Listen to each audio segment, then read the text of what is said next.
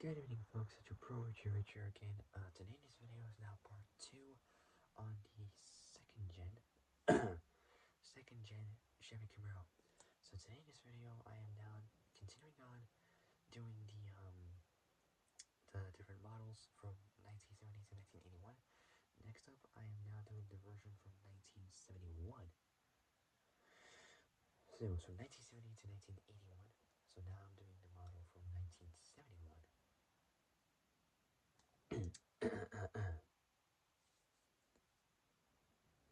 So this is part 2 for this video. So yeah, before I start, make sure you like the video, subscribe, comment down below what you guys think, hit the notification bell, and hit all so that I don't make brain uploads. Alright, that's the fastest I've ever said. Anyway, so yeah, so without any further ado, let's begin. So let's continue on to where we left off to from the Camaro video. So next version I'm doing is from 1971, the same year the Mach 1 Mustang came out. So let's do it. So in 1971, here we go. So the 71 Camaro received only minor appearance changes. So the 71 Camaro received only minor appearance changes. So appearance changes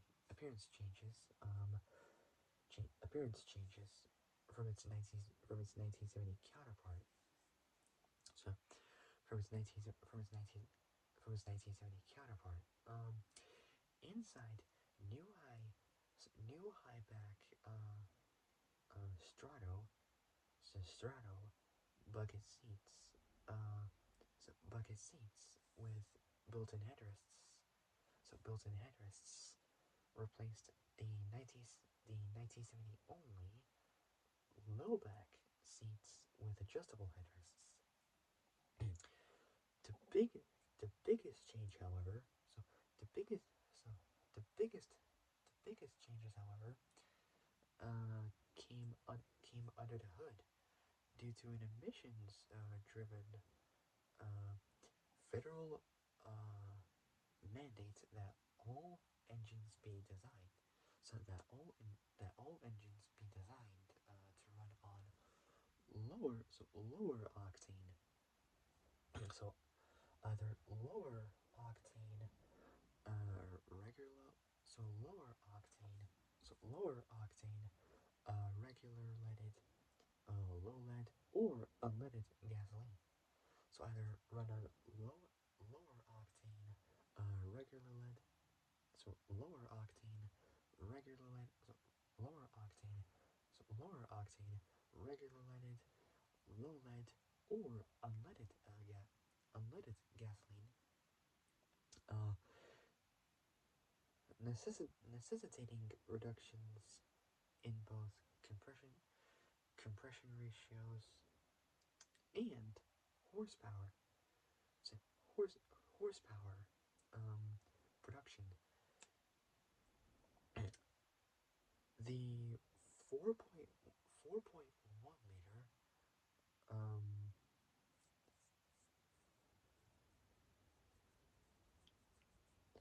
so the 4.1 liter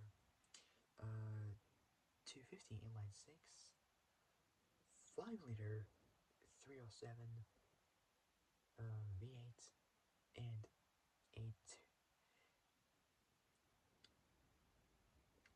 a 5.7 liter, so 5.7 liter, 2 barrel, so 5.7 liter, 2 barrel, 5.7 liter, 2 barrel, 350 V8, were virtually unchanged, so it's just completely standard, as they were low compression, regular fueled engines in 1970 and in some previous years, like during like the 60s and so on and so forth.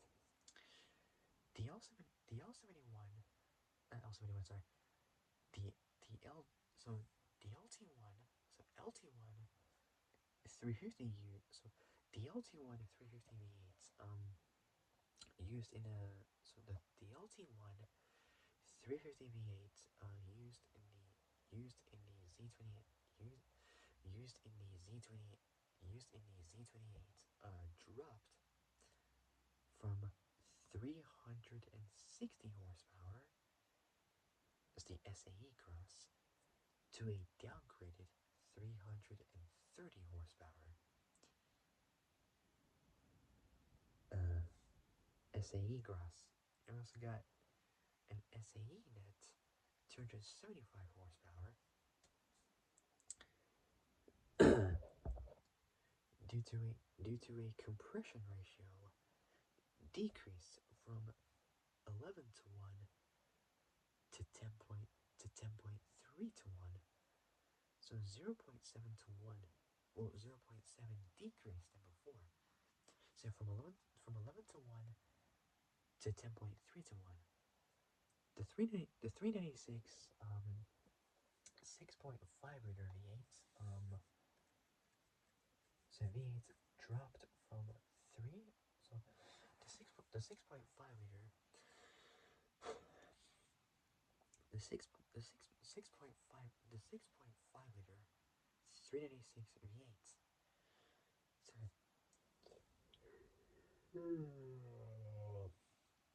So the 6.5 liter 396 V8 dropped from 350 to a detuned 300 horsepower. That's the SAE Cross horsepower. For SAE Net, that's 260 horsepower.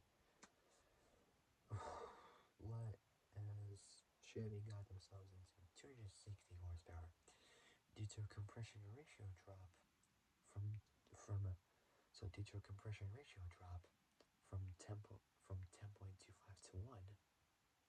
So from 10.25 to 1 to 8.5 to 1. So that is around, if I'm doing math on that, 1.75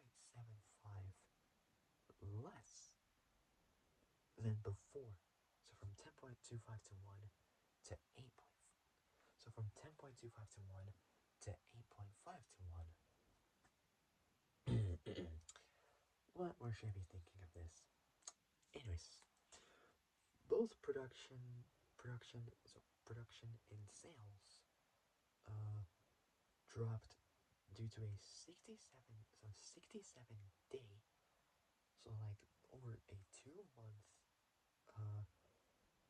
corporate wide strike at GM, so General Motors, that coincided with the intro of the 71 models. So of the 71 models in late September 1970, along with a continued declining interest. So along with a continued declining interest in the pony car market, fueled by skyrocketing insurance rates for high performance cars. Rumors of the possible cancellation of the Camaro after 1972 began to surface and were nearly confirmed a year later when another workers' strike hit the assembly plants. So assembly plants in Norwood, in the city of Norwood in Hamilton County, Ohio, which was the only plant building both Camaros and Firebirds. Next up is excuse me. Yep. Keep on coughing like crazy.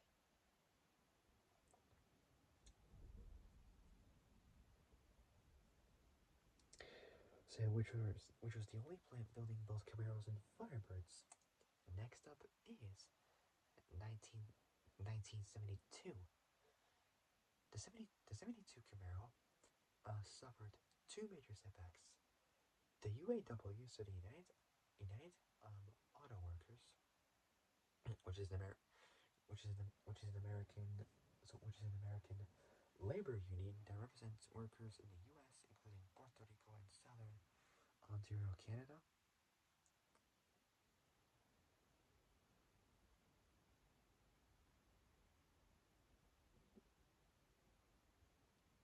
So the 72, the 72, so 72 Camaro, the 70, the 70, okay, talk. The 70, the 72 Camaro suffered two major setbacks. The UAW, so the United Auto Workers, strike. So the UAW, United Auto Workers strike, at a GM assembly plants in Norwood, Ohio, disputed disputed production. So disputed production for 174 days. So that's less than 6 months, I think. Less than half a year, probably. I don't know. Or possibly a little bit over that, depending on if it's a leap year. So for a leap year, it has an extra day from 365 to 366 days. Or 364. I don't know which is which, but oh well. So anyways, the 72 Camaro suffered two major setbacks. The UAW strike at a GM assembly plant in Norwood, Ohio disputed production. So the UAW strikes, so the United Auto Workers strike at a GM assembly plant in Norwood, Ohio disputed production for approximately 174 days. And approximately 10 out of 1,100, so 1,100 incomplete Camaros had to be scrapped because they couldn't meet 1973 federal bumper safety standards. Now that is a huge loss. Like hundreds of thousands of dollars lost just for the amount of cars they lost, or even millions of dollars they lost. Unbelievable. So yeah, they had to be scrapped because they couldn't meet 1973 federal bumper safety standards. Some GM seriously considered dropping both the Camaro and Firebird altogether. Particularly while the corporation was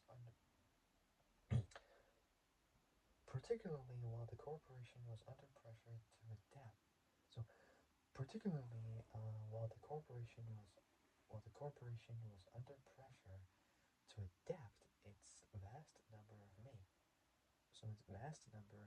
of both makes and models to difficult new regulations for emissions, safety, and fuel economy.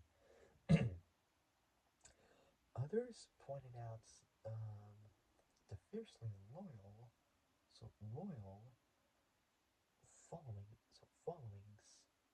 followings the car enjoyed and were conceived. Not conceived, sorry. The cars enjoyed and were convinced. The models remained viable. The latter group. Eventually convinced those in favor of dropping the F cars to recon. So the latter group eventually convinced those in favor of dropping the F cars to reconsider, and Chevy would go on to produce 68,656 Camaros in 1972. Only 970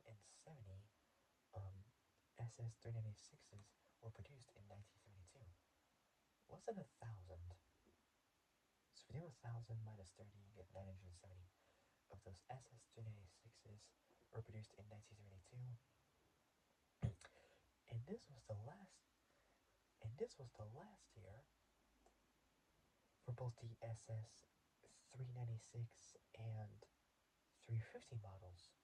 Both SS, as well as the last year, the Camaro was offered with a big block from the factory, whereas the rest of them were just used small block V8s. as well as the last year, the Camaro was offered with a big block from the factory.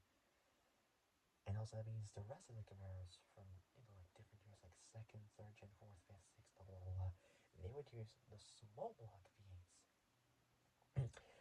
This year, the badges changed from Z28 to Z28, which there's a difference. The first Z28 was slash, so it was Z slash 28. To just Z28 in general. Horsepower ratings, however. So horsepower ratings, however, continue to unfortunately drop. Not only due to both lower compression and tighter emissions controls, but beginning with the 32 model year, a switch from gross to net ratings based on an engine in an actual car with all accessories installed. With that, the 350 CI LT1 V8 dropped from a gross power of 330 horsepower, well, 275 horsepower for net in 1971, to a disappointing net power of 255 horsepower for 1972, and and the 300 and the 300 and the gross 300 horsepower. Well, for net it is 260 horsepower. So 260 horsepower for net. Big block 390. Big block 396 V8 fell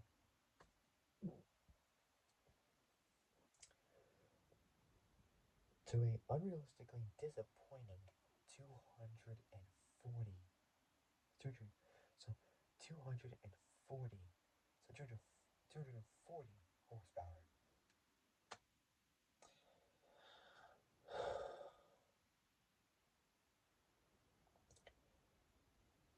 Really?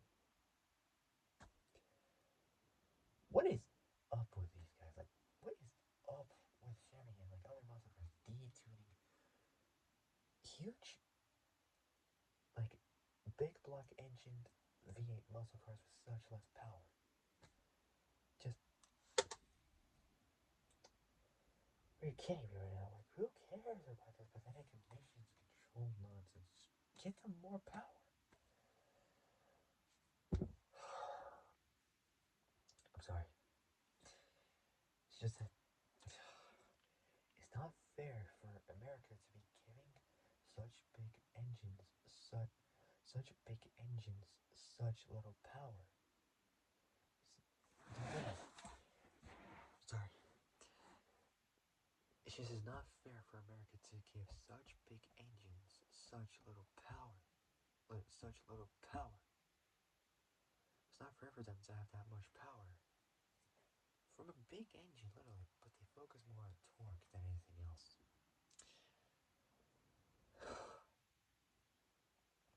Unbelievable.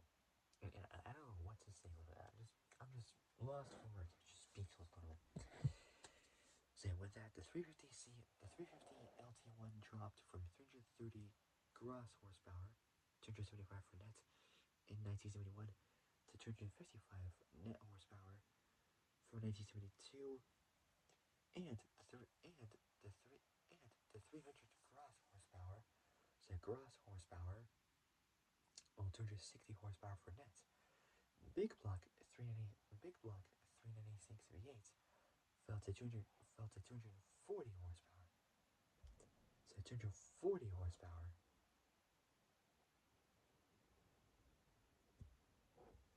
So 240 horsepower.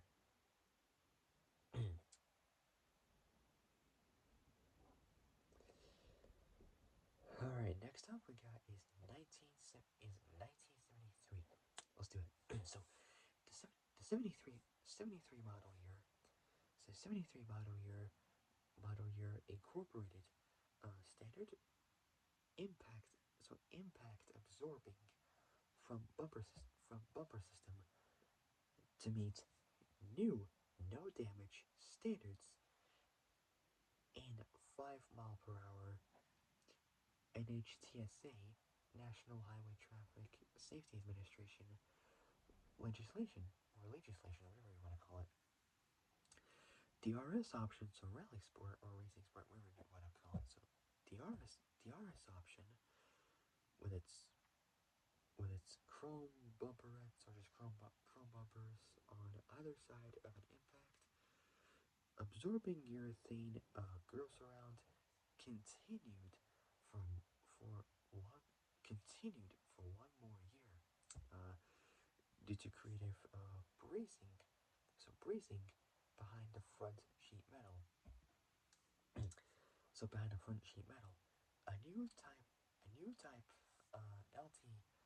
LT model was offered in 1973 with both a quieter and better so a quieter and better appointed interior, full instrumentation, RS like rally style tires or rally style wheels, variable ratio.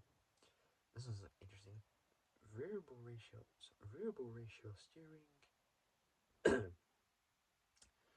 Variable ratio steering. Variable ratio steering. Sport mirrors and hidden windshield wipers, and among other upgrades. The SS pack was dropped in the big block 6.5 liter 396 V8. So, in the big block 6.5 liter, so 6.5 liter 396 V8 was no longer available, unfortunately. Power was down due to new emission standards with a top rated 5.7 liter 350 V8s producing 245 horsepower in the 245 horsepower in the Z28. The engine was switched from solid to hydraulic lifters, and air conditioning became available as an option. The Z28 option could be ordered on both the sports coupe and LT models. When both the Z28 and Type LT options were combined. Ow! I was not expecting that.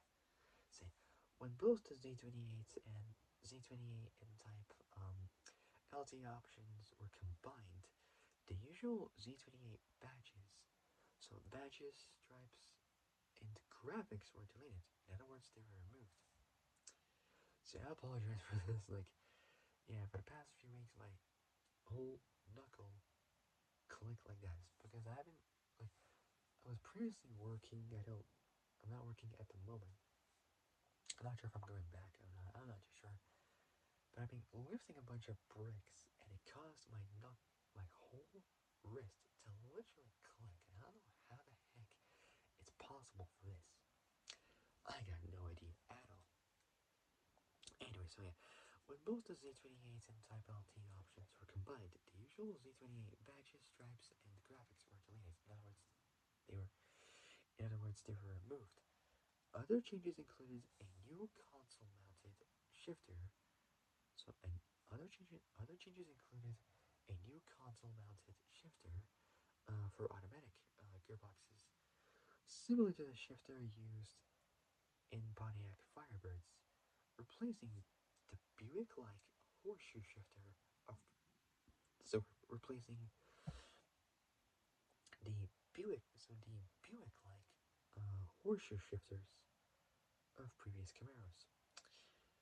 And the reintroduction, reintro, as I call it, of power windows, like electric windows and so on and so forth, to the option list. So the the option list. For the first time, it's a reintroduction of power windows to the option list for the first time since 1969, with the switches mounted in the console itself. Recovering from the strike, Camaro sales increased to 96,751 units during a record sales year industry wide.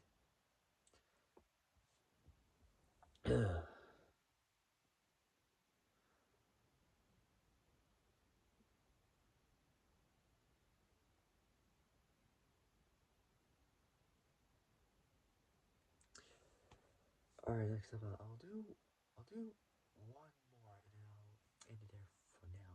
Like for today, actually. So, last one for today is 1974. Here we go.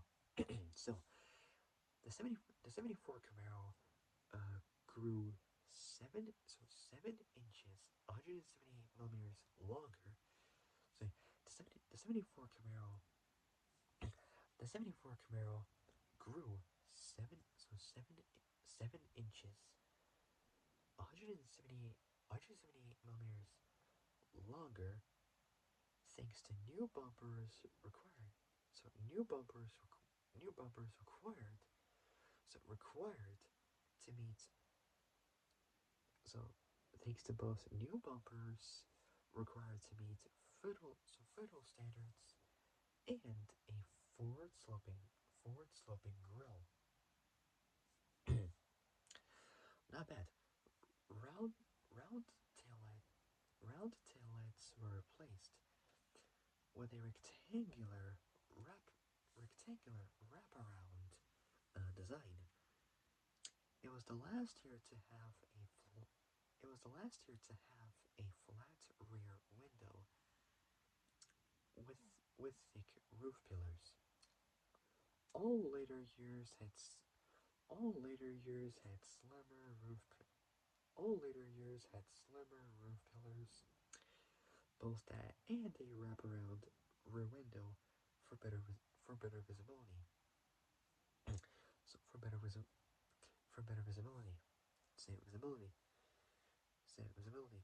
This was the last year of the RPO, so the regular production option Z28, which shared both the same drivetrain and engine as in the previous year Camaro from 1973, based on based on the Corvette L80, based on the on based on the Corvette L82. So the Corvette L82 was an L87, but L82 special high performance V8. The Z28 would re-emerge in 1977 as its own as its own model, and no longer an RPO. So no longer a regular production option Camaro. Camaro sales increased happily to over a whopping 150,000 units, of which 13,802 were Z28s, the highest second-gen Z28 production to this time, despite the energy crisis fueled by the AOE, the Arab oil embargo, aka the 1973 oil crisis. Is another word for that. Two pointy car competitors were repositioned in the marketplace this year. Ford downsized the Mustang to an all-new 74 second-gen Mustang subcompact based on the based on a Ford Pinto that was designed for an era of both high gas prices and fuel shortages. I managed to correctly say that. Thank God. So for both high gas prices and fuel shortages, resulting in 380 385,000 385,993 units produced for the model year. Say 385,995. Sorry, where should I put it? Say 385,993 units produced for the model year. Mercury upsized the Cougar to an intermediate-sized personal luxury car.